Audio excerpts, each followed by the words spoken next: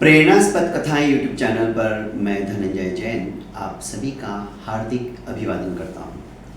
छोटी सी कहानी डीजे की जुबानी। दोस्तों, एक व्यक्ति जिसे कि समुद्र में घूमने का बड़ा शौक था, एक बार उसने अकेले के लिए एक सुंदर सी नाव बनाई और अपनी इच्छा पूरी करते हुए उस समुद्र के अंदर उस नाव में बैठकर सैर करने लगा। एकाकी प्राकृतिक सौंदर्य के प्रति उसका इतना रुझान था, उसे अच्छा लगता था। ऊपर आकाश, नीचे पानी और दूर दूर तक कोई नहीं। लहरों की थपेड़ों के अंदर उसकी नौका आराम से मंथर गति से बह रही थी, चल रही थी।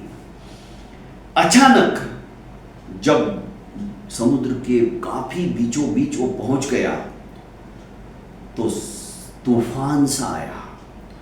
तूफान में लहरें इतनी जबरदस्त थी कि उन लहरों की थपेड़ों से इसकी नाव टूट गई।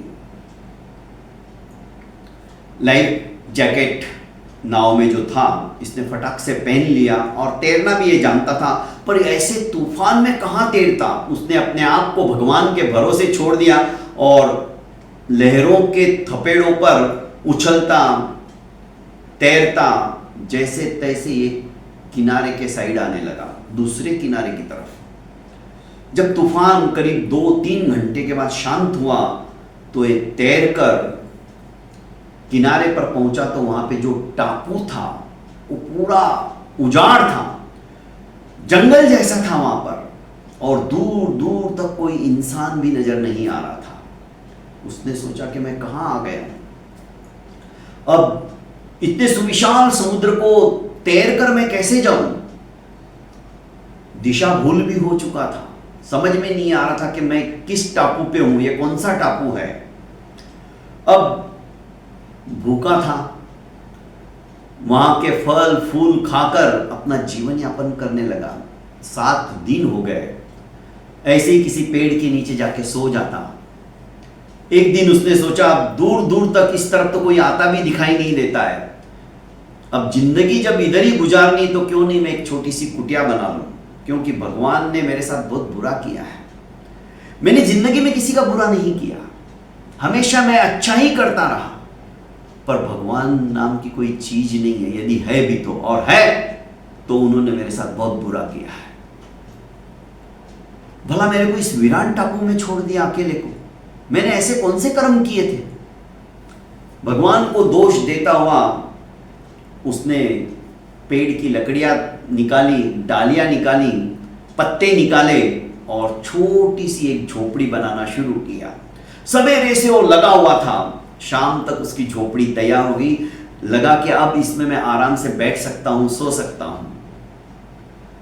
झोपड़ी बनती देख उसे बड़ी खुशी हो रही थी कि चलो अब तो जैसे अपना घर कोई मिल जाता है अपने को तो क्या खुशी होती, वैसी इसको झोपड़ी बनाने के बाद खुशी हुई थी। अब सायंकाल इसने तैयारी कर ली थी, फल फूल तोड़ के लाया, सोचा कि रात को आराम से बैठकर 1-2 फल खाऊंगा और मस्ती से इस बार सोऊंगा, थका हुआ तो था ही। इतने में मौसम में परिवर्तनता आती है, मौसम बदलता है, बिजलियां कड़काने लगती है, बादल मंडराते हैं, हल्की हल्की बारिश शुरू होती है और एक बिजली कड़कड़ाती हुई सूर्य अस्त के बाद घना अंधेरा सा छा गया था। एक बिजली इसके झोपड़ी के ऊपर गिरती है और झोपड़ी धू धू कर कर जल उठती है। यह भगवान को दोष देता है, हे भगवान तुमने मेरे साथ बहुत बुरा किया। अरे मेरा सुख तुमसे फूटी आंखों भी देखा नहीं जाता, तुमने मेरी झोपड़ी को जला दिया। एकमात्र मैंने इतनी मेहनत से बनाई अपने आप को रहने के लिए, वो भी तुम नहीं देख पाए। तुम्हारे जैसा निर्दयी निष्ठुर कोई नहीं है। करीब 2 घंटे के बाद एक नाव 2 आदमियों के साथ में वहां पर आई और कहने लगे कि भाई कौन हो तुम और इस वीरान टापू पे क्या कर रहे हो। उसने कहा तुम कौन हो और कैसे आए, तुम्हें कैसे पता चला। अरे भाई तुमने अभी तो आग जलाई थी, हमें लगा कि उधर वीरान टापू है और वहां पे कोई नहीं होगा, पर हमें लगा कि आग जलाई इसका मतलब कोई ना कोई मुसीबत में है। उसने हमें संकेत दिया है कि मुझे बचा लो, क्योंकि आवाज तो जा नहीं सकती दूर दूर तक, तो एकमात्र यही साधन है। और पुराने जमाने में आग जलाकर इंगित किया जाता था, इशारा दिया जाता था कि यहां पर कोई है, तो हम आपको बचाने के लिए आ गए। अब ये व्यक्ति हाथ जोड़कर भगवान से कहने लगा कि भगवान तुम सचमुच में दयालु हो, तुमने मेरी झोपड़ी इसलिए जलाई और मेरे से झोपड़ी इसलिए बनवाई ताकि मैं यहां से सुरक्षित रूप से निकल सकूं। ये होता है चमत्कार। भगवान के प्रति अटूट आस्था रखो दोस्तों, भगवान कभी भी अपने बच्चों का अहित नहीं होने देंगे, कभी बुरा नहीं होने देंगे। बहुत बहुत धन्यवाद दोस्तों। प्रेरणास्पद कथाएं यूट्यूब चैनल को लाइक कीजिए, सब्सक्राइब कीजिए और ज़्यादा से ज़्यादा अपनों को शेयर कीजिए। प्रणाम।